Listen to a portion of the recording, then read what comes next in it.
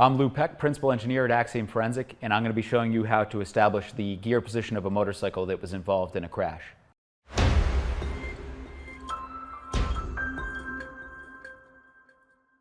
So, first responders and law enforcement who have access to the collision scene when the vehicles are still present, the motorcycle is very likely to still be in gear at the time of that inspection.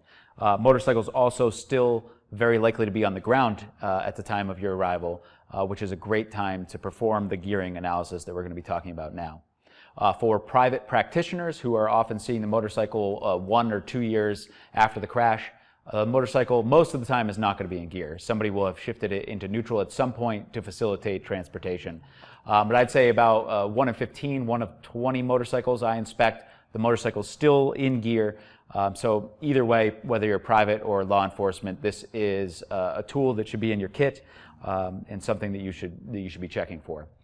So why are we doing this to begin with? Why do we care what gear the motorcycle was in? So for certain motorcycles and certain gear positions, it can really help either bolster the speed analysis that are coming from other techniques in the reconstruction toolkit, or it can help you narrow down the speed range. So it depends on the motorcycle a lot. So for instance, a Yamaha R1 with a 1000cc engine, if that bike is in second gear, it's possible that it's probably going anywhere between 20 and 120 miles an hour. So that might not help by itself, but when you pair that with other evidence, including maybe a stuck tachometer where you know that the motorcycle was in, say, third gear and at 5,300 RPM at the time of the crash, then you can actually calculate the motorcycle speed, granted the tachometer reading is reliable. For cruisers, it's a lot more helpful. So say that you find a Harley-Davidson Sportster 883 in second gear at the time of your inspection.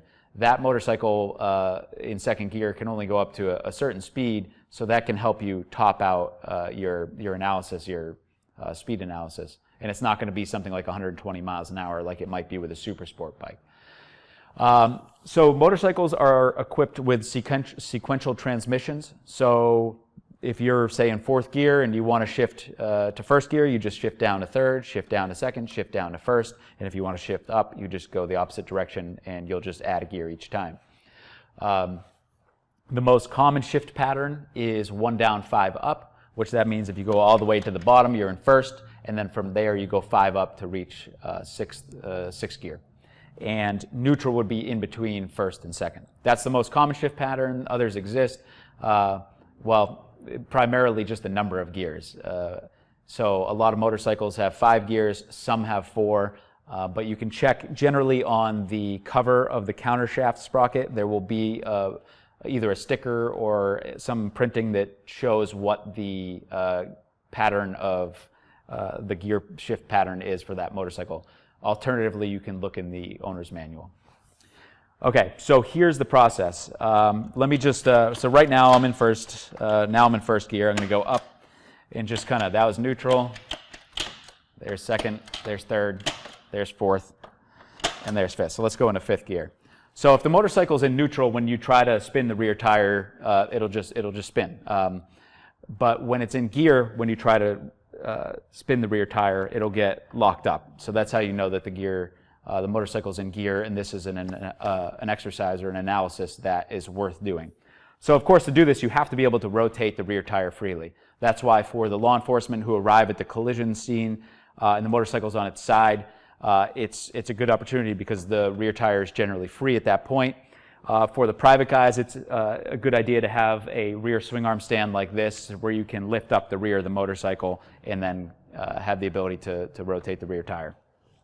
So this is the process I do. We know the motorcycle's in fifth gear right now, so let's see if we can figure that out, kind of reverse engineer that. I take my right hand and I put it on the rear tire, and then I kind of rotate back and forth, put a little pressure on the transmission. So here I'm going to press forward. I have a little pressure on the transmission, and then I'm going to use my left hand to click downward with the shift lever. And you want to put a good amount of force into this to give the transmission the best opportunity possible to shift down positively. So here I'm going to press forward with my right hand. Now I'm going to press down with my left, and I could feel a positive response from the shift lever itself, and then the rear tire was allowed to rotate a fraction. So that tells me that the motorcycle transmission did in fact go down one step. So now we should be in fourth. That should be third right there. Second right there. First right there. And sure enough, there's nothing left under that. By the time you get to first, when you press down, it's just kind of a very solid feeling, unlike the clicks that you'll get in higher gears.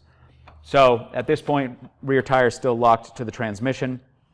I'll generally go up 1/2 a click at that point to make sure that I'm back in neutral once I do that, and that's just confirmation that I was indeed in first. So watching somebody do it and listening to them describe it, it sounds a lot harder than it is. With a little bit of practice, it becomes second nature, and it's not that complex of a process. I highly recommend recording it while you're doing it, so you don't have to rely on memory of how many times did I go down, how many times did I change the gearing. And on top of that, for legal reasons, you'll probably want to record it, especially if the other experts aren't present. Personally, I like to have a joint inspection to perform this analysis because it is destructive. You cannot go back and redo what you've done. So it's something that I prefer to video, notify all the involved parties, and my preference is to also have the other expert there to watch, and if they have any input about how they'd like to see it done, I'm willing to hear them out on that.